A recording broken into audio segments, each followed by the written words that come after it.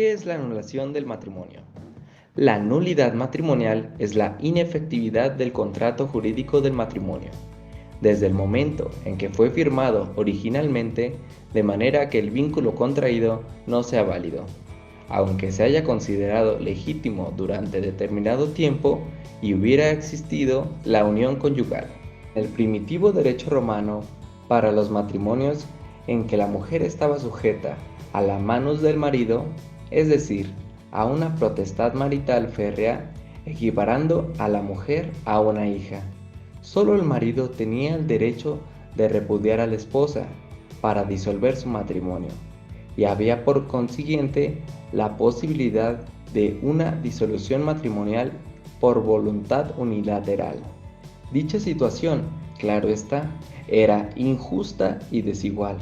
Sin embargo, posteriormente, gracias a la evolución del derecho romano, el derecho de la repudiación se concedía a ambos cónyuges. Esta facultad de repudiación aludía a ciertas causas que implicaban faltas graves como el adulterio, la corrupción de los hijos, la incitación a cometer actos delictivos, etc.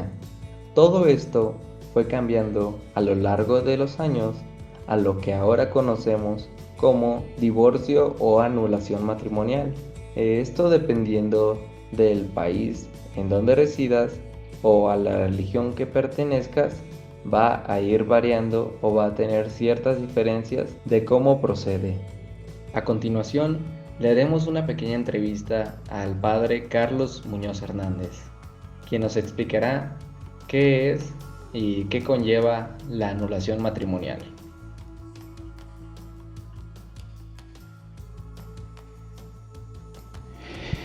Bien, en la Iglesia se puede dar, de hecho, la nulidad de los matrimonios.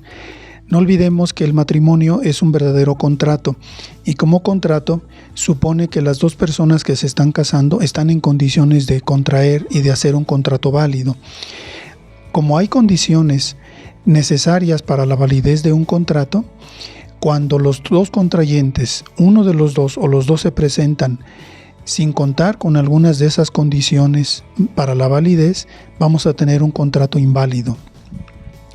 Y así por eso nosotros en la Iglesia tenemos la certeza de que si trabajamos algunos casos de nulidad matrimonial, nos estamos refiriendo a la investigación sobre si este matrimonio fue válido o fue inválido. De manera que la investigación que se realiza cuando se solicita caso de nulidad es investigar si los contrayentes en el momento de casarse estaban cumpliendo con las condiciones de validez. Si se descubre que no cumplían con alguna o algunas condiciones, entonces se procede a declararlo nulo. En cambio, a veces entre los fieles se maneja la anulación, ¿verdad? Anulación no lo manejamos nosotros porque, como dice la Sagrada Escritura, no somos una autoridad para anular. Aquel contrato que fue válido, pues no podemos nosotros anularlo. Y entonces siempre permanecerá válido. ¿Por qué? Porque las condiciones en las que se presentaron los contrayentes eran absolutamente las requeridas y no hay absolutamente ninguna prueba de que haya sido lo contrario. Por tanto, no somos nosotros ni ninguna autoridad humana capaz de anular ese matrimonio. Bien, aquí en nuestra arquidiócesis hemos tenido un gran aumento de casos, hablemos de muchos años, en el lapso de unos 20 o 30 años han aumentado mucho las causas de nulidad. ¿Será esto porque entre los fieles corre la voz o la información de que es posible tramitarse una nulidad matrimonial? Familiares personas que recibieron el fallo positivo de una nulidad lo comentan con sus familiares y así se va extendiendo la información sobre esto. Aparte de los medios, también la relación con una pareja o una persona, muchos más los que se solicitan. Cada semana estamos recibiendo pues muchas solicitudes, 5, 10, 15 solicitudes o al menos entrevistas para preguntar sobre la posibilidad de una nulidad. Ya meter demanda o solicitud de nulidad por escrito, como decía, varía entre 5 a la semana o un poco más, y al año los vamos sumando. Por eso decía que de casos que entraron, que formalmente se recibieron en el tribunal para estudiarse, hemos llegado a tener más de 160 casos, 160 causas resueltas en un año.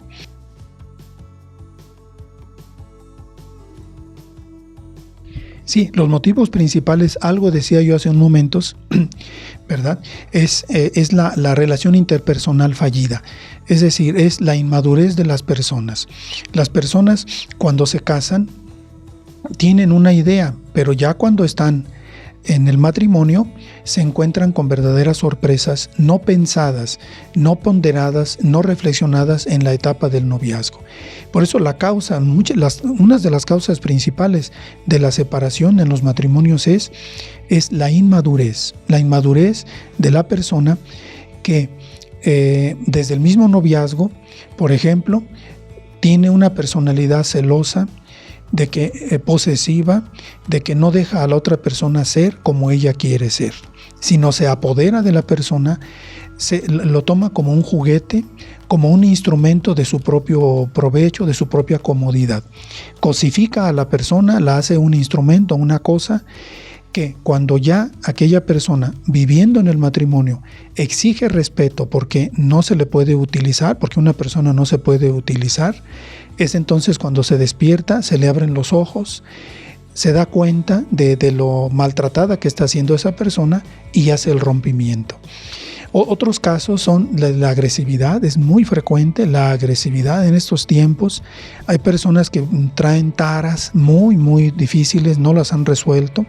Personas golpeadas, personas maltratadas, personas tratadas con injusticia en su familia y en otros lados, muy, muy susceptibles y vulnerables, personas que todo lo convierten en una guerra, en un conflicto. Entonces, estas personas difícilmente podrán llevar una relación interpersonal donde se requiere mucho la paciencia, la comprensión, la aceptación de que la otra persona tiene errores, que la persona tiene también capacidad de pensar de otra manera, y entonces la agresividad se presenta con mucha frecuencia.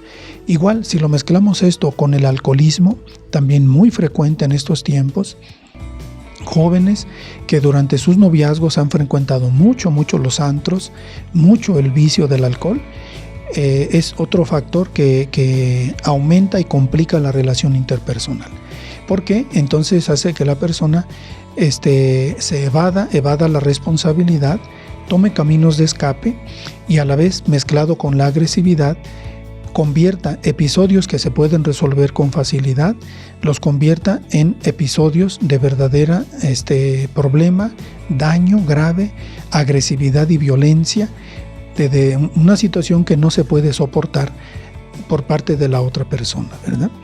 Y así como esto, hablamos de otras personalidades. Por ejemplo, yo diría, esto también se da mucho, es la indiferencia. Personas que no saben amar, no saben darse, no son alcohólicos, no son agresivos, no son personas incluso tampoco irresponsables, pero sí son personas totalmente insensibles, que han buscado el matrimonio para un cierto provecho personal, pero ya cuando se trata de darse a la otra persona, cuando se trata de manifestar amor y entrega y dar de sí, esta persona no va a dar más allá de lo que le convenga.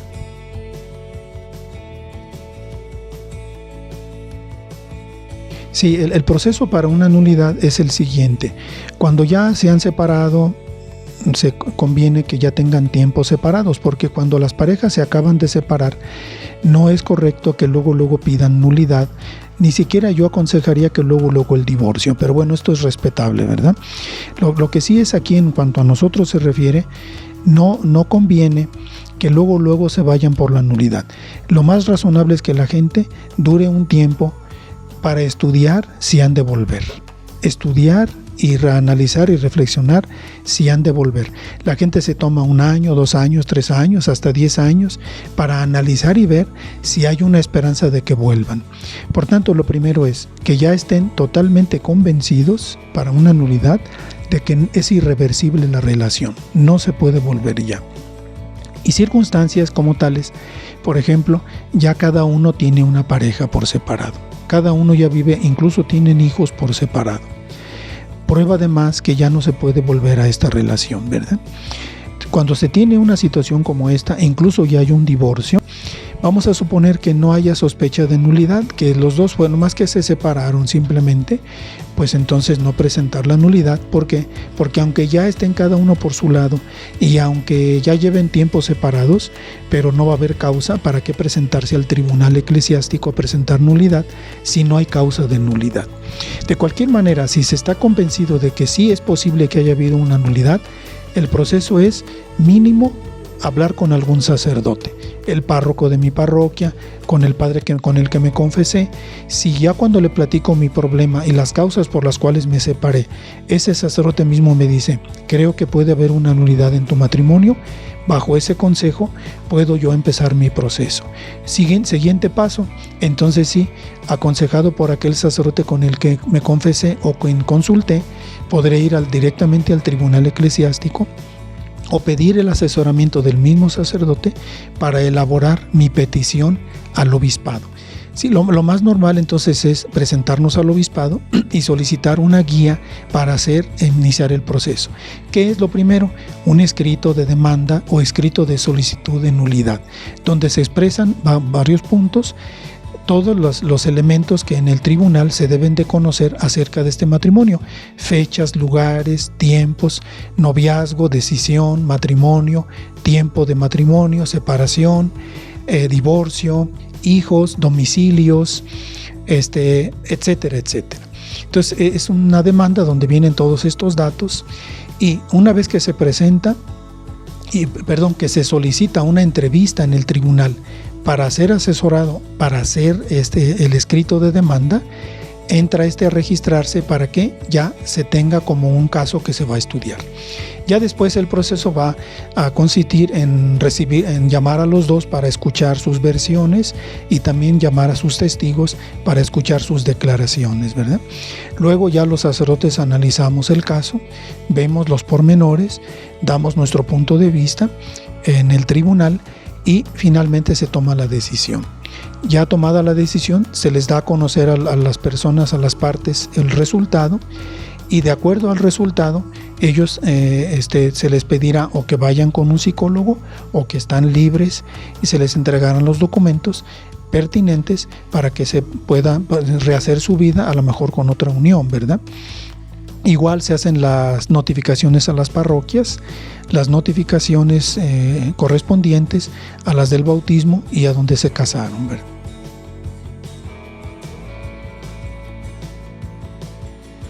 Sí, en el tribunal tenemos varias personas que trabajamos, ¿verdad? No todos se diversifican los papeles. Hay quienes son jueces, y jueces instructor es el que lleva toda la causa, le va dando seguimiento, recibe testigos, valora las pruebas, y lo hace junto con otros 2 jueces, porque es un tribunal de 3 jueces. Últimamente el Papa Francisco ha facilitado las cosas para que sea un solo juez. Como quiera que sea, el juez único estudia el caso, recibe las pruebas, las analiza y declara nulo el matrimonio, ¿verdad? Me equivoqué. No es de un solo juez. Siguen siendo 3 jueces. Lo que más bien simplificó el Papa Francisco fue que no se tenga una segunda instancia, sino que se pueda declarar nulo con una primera instancia, o sea, un primer tribunal. Pero tampoco se quita el derecho a apelar. Si alguien no está de acuerdo con esa nulidad, puede apelar al segundo tribunal, y así el segundo tribunal reafirma lo que el primero dijo, entonces es cuando se declara nulo. Pero también se puede declarar nulo con un solo tribunal. Eso fue lo que... Así que decía yo que el juez es una función, ¿verdad? Otra, pues son las notarias, los notarios, que hacen válidos todos los actos, con su firma, con su presencia, autentifican todas las actas que se están realizando para hacerlas válidas, para que jurídicamente sean válidas. También tenemos auditores, sacerdotes o laicos que nos ayudan a escuchar a las personas y a recibirlas sus declaraciones, pasarlas en limpio, recibir, hacer las preguntas, tomar interrogatorios, son los auditores. También hay quien recibe por primera vez a las personas. Es lo que se llama la primer cita o la primera entrevista para consultar a ver si se puede tener una nulidad. Entonces es como el asesor de libelo, asesor de demanda, para que se pueda formalizar, ¿verdad? Tenemos también defensor del vínculo, un sacerdote que defiende el vínculo, que se opone a que haya una nulidad. Con la doctrina de la Iglesia se opone por oficio a que no haya una nulidad. Escuchando al defensor del vínculo, los jueces analizamos sus oposiciones y vemos si tiene razón o no tiene razón, ¿verdad? Y así tenemos algunos otros oficios, las secretarias, pero son básicamente estos, ¿verdad? Los jueces, los auditores, el defensor del vínculo, y así también las notarias y las secretarias que trabajamos en el tribunal. A continuación tendremos una entrevista con la señorita Berenice Escalante, quien ya vivió todo este proceso de la anulación matrimonial.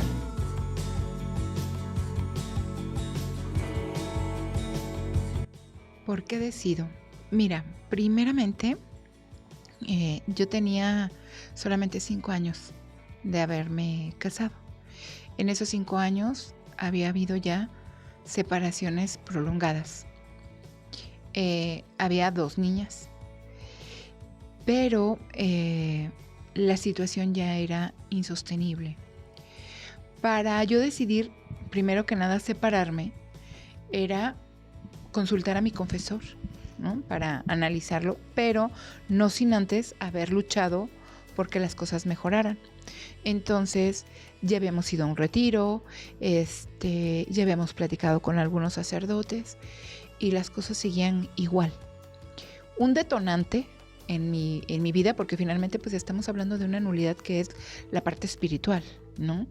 Para mí, en mi educación y en mi cabeza, era matrimonio para siempre. Y de hecho el matrimonio así debe de ser, para siempre. Entonces, vamos a un retiro y en ese retiro nos dicen, menciona 10 cosas por las que creas que tu pareja ha incurrido en, ¿cómo se llama? En errores que han sucedido en su relación por la cual no funciona.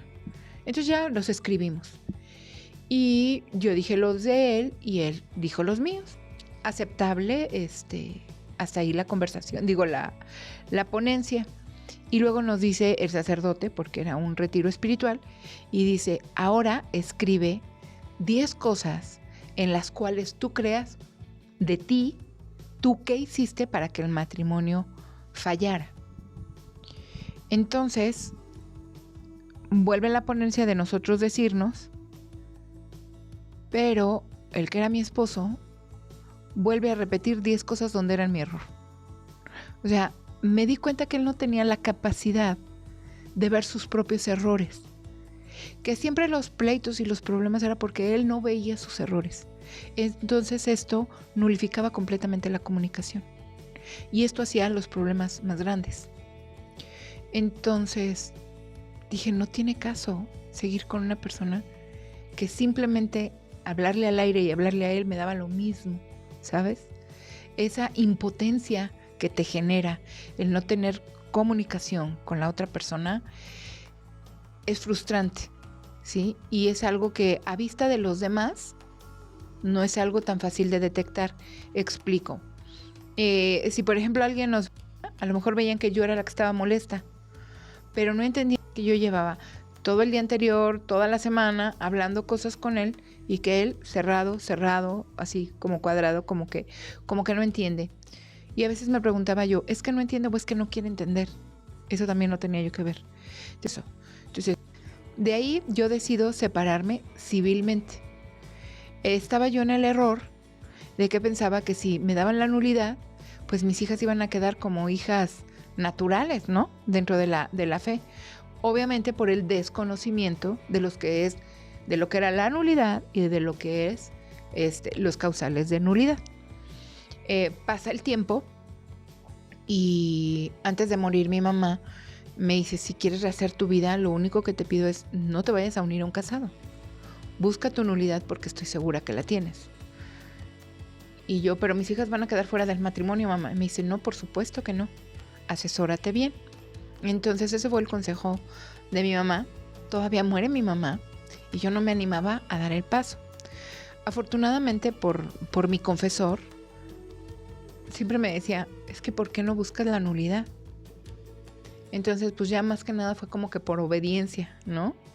Y aparte, entendamos la relación espiritual que se genera con el vínculo matrimonial. Esto no lo podemos perder de vista. ¿Por qué? Porque Dios crea el matrimonio desde Adán y Eva. Pero, ¿qué nos dice? Se van a volver un solo cuerpo. Entonces, en el momento de que hay una relación sexual, como tal, tú te vuelves una sola alma con tu marido. Entonces, hay un vínculo de alma-espíritu. Por eso, en la carta de los Corintios, es un pecado que queda dentro. No es un pecado como que quede fuera. No sé, a lo mejor yo me robo esto, pero esto está aquí fuera. Pero no es una entrega corporal, ¿sí? Es una entrega tan profunda donde él y yo nos volvemos uno solo. Entonces, esa es una comunión espiritual entre el matrimonio. Pero cuando tú recibes el sacramento, ojo, no nada más eres tú y él, sino es Jesucristo. Entonces, en el tálamo nupcial, en esa unión, entra también Dios nuestro Señor. Así de sagrada y de santa tiene que ser la unión matrimonial, de tal manera que por eso cuando tienes hijos, pues es la bendición de Dios ante tu unión. Entonces nosotros la tenemos que conservar santa, respetuosa, honorable, esa unión matrimonial. Y entonces, pues yo soy consciente de esta parte. Y decido buscar la nulidad porque también para mí era un compromiso. El que era mi esposo, él ya estaba compartiendo con otra persona su vida y definitivamente su pecado a mí me afecta. Es decir, no por su pecado me voy a condenar, pero si él y yo somos uno y él está teniendo espíritus negativos porque le está abriendo la puerta al demonio por el adulterio, pues finalmente él estaba cometiendo adulterio. Entonces, yo veo y digo, no, lo mejor es que yo tenga la nulidad, tanto para él como para mí.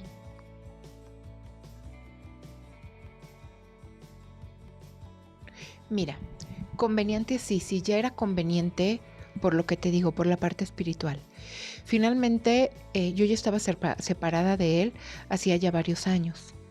Entonces, pues realmente no lo veía. Aparte hubo varios problemas. En todo el proceso de la separación, no meramente la nulidad, pero también del divorcio civil, ya todo eso es un proceso de desgaste. A veces las personas nos aferramos a no cometer el error de me casé mal o de dolor o no te lo sé expresar, pero pocas personas se separan, como dijéramos, civilizadamente, porque esto civilizado en esos momentos no existe, ¿sí? No existe porque si hubiera un entendimiento mutuo, pues no te separas. Pero el problema es que ya no hay comunicación, el problema es que ya no te entienden, ¿sabes? Y había habido varias cosas en mi proceso, sobre todo del divorcio civil, que te voy a hablar un poquito de espero no salirme de tema y si no, pues tú me marcas, ¿verdad? Como dicen aquí en el radio, tú me marcas. Cuando yo decido separarme, es porque la situación ya no era sostenible, ¿sabes? Cuando te culpan que tú eres la responsable de todo, pero no quieren ver sus propias faltas, es muy difícil llevar esta comunicación o hacer que las cosas mejoren. Porque finalmente el matrimonio se fundamenta en que puede haber problemas, pero tienes que tener la capacidad para construir a cincelazos y mejorar la situación. Es decir, no se trata de no tener problemas, se trata de superar los problemas. Pero cuando la otra persona está en su mundo o en su cuadrado de 2x2, o yo estaba en el cuadrado de 2x2, no voy a decir, yo era la linda y él era el culpable, no. Pero simplemente esta parte ya no se lleva a cabo, dices, tiene que haber un alto, no solo por mí, sino también había 2 criaturas que no iban a vivir pleitos y que no iban a vivir algo que de verdad yo en mi casa no viví. Jamás viví un pleito de mis papás. O sea, me dieron un ejemplo hermosísimo de vida, ¿sabes? O sea, mi papá murió de depresión de la muerte de mi mamá. Entonces era un amor profundo. Viví un papá que se hacía responsable de su casa. Una mamá que era ama de casa en su casa, ¿sabes? Yo vivía eso. Mientras que hay personas que viven cosas opuestas, ¿no? Un papá que sí trabaja, pero no es totalmente responsable, donde la señora se tiene que meter también a trabajar para sostener. Obviamente mi pareja no venía muy sana, que digamos, venía intoxicada, ¿sabes? Entonces esto, pues yo lo empiezo a ver, porque lo que yo no vivía en mi casa, pues yo quería vivir en mi matrimonio como se vivía en mi casa. Y resulta que yo no vivía como se vivía en mi casa. Yo vivía como se vivió en la casa de él. Entonces era muy difícil empatar eso, ¿sabes?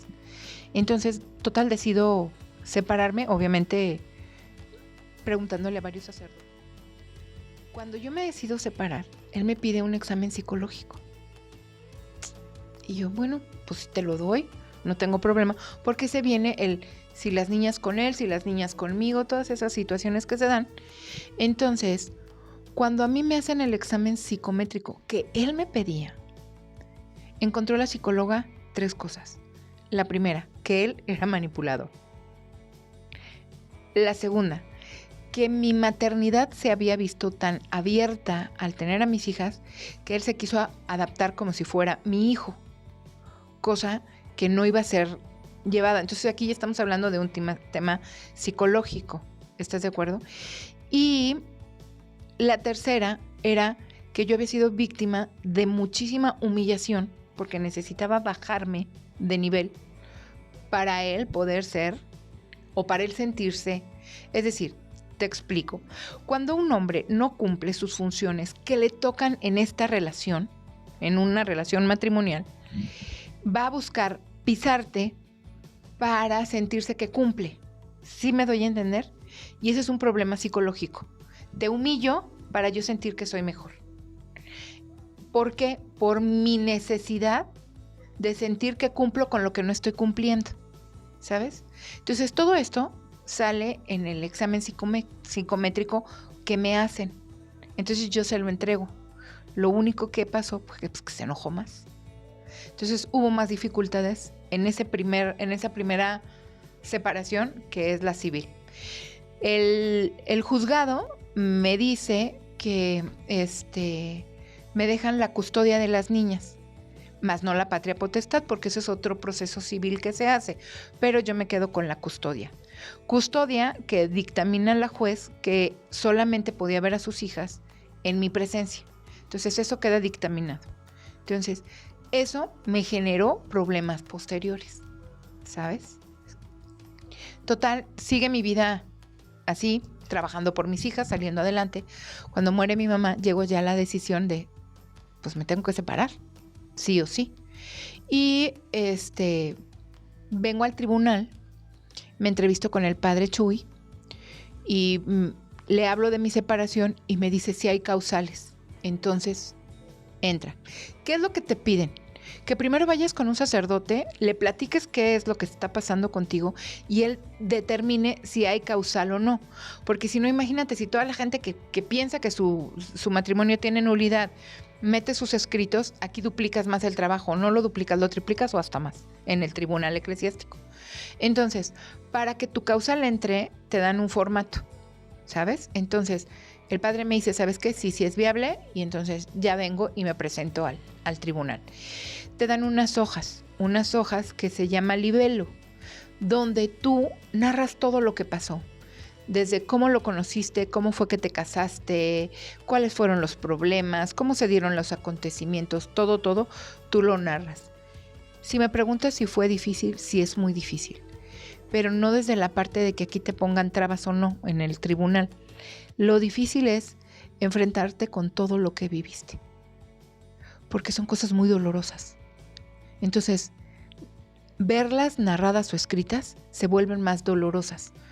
Esto me recordaba un ejercicio que nos ponían en la prepa. Cuando yo estaba en la prepa en La Salle, había muchos chavos que decían groserías, ¿no? Entonces una maestra dijo, vamos a poner solución a esto. Entonces nos pasaron una hoja y tú tenías que escribir todas las groserías que te sabías, ¿sabes?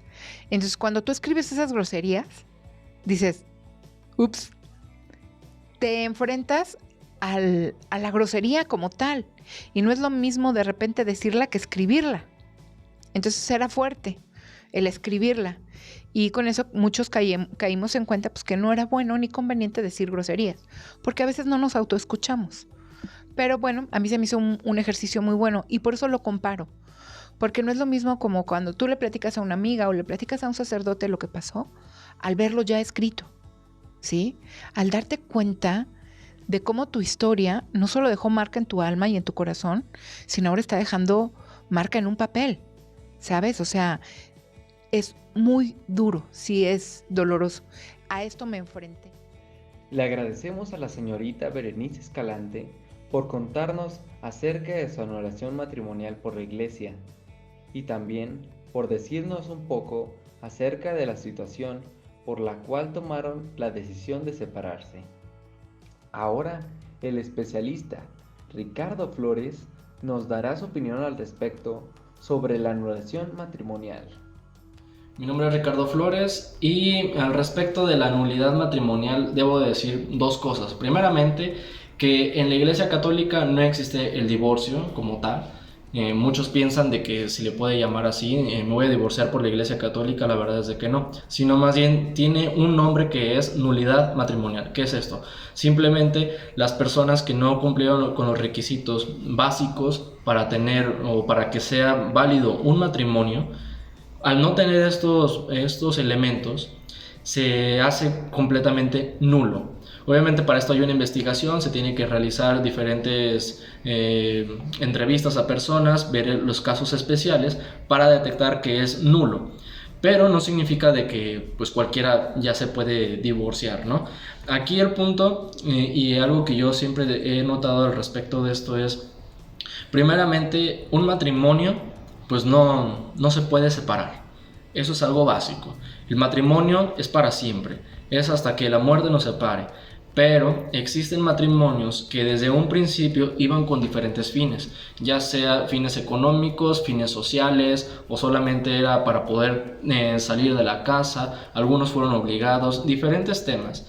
Y esto hace de que ese matrimonio ni siquiera puede continuar. ¿Cuántas veces vemos que las personas están ya agobiadas en ese matrimonio que no es matrimonio porque pues más bien ahí ya es como si fuera un infierno?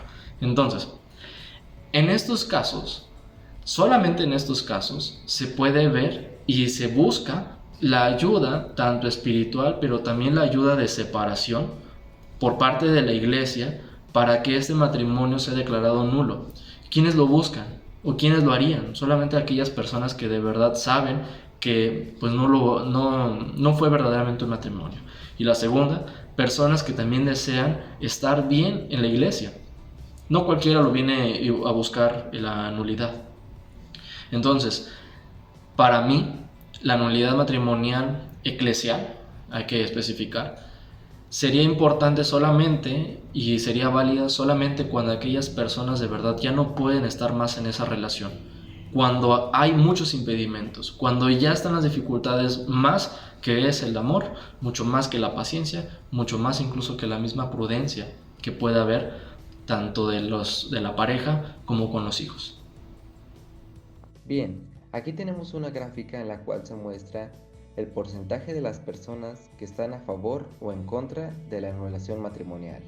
El 43% de las personas no saben acerca de la nulidad matrimonial. El 35% dicen no estar de acuerdo porque es Dios quien los unió y debe respetarse eso. Y el 22% están de acuerdo, ya que es una nueva oportunidad de poder recibir el sacramento con la persona adecuada.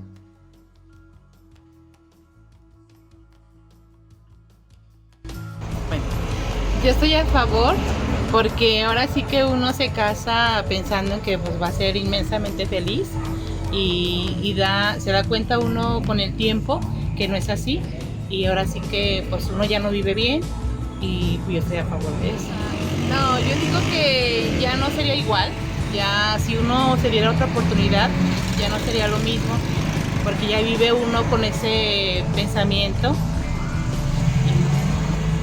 Porque no puedes estar con una persona si te hizo mucho daño, estar viviendo con ella o tener este vínculo.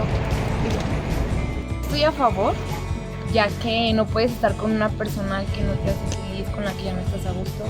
Y más si es una infidelidad, no tienes por qué estar aguantando. Y con esto, Código 201 se despide.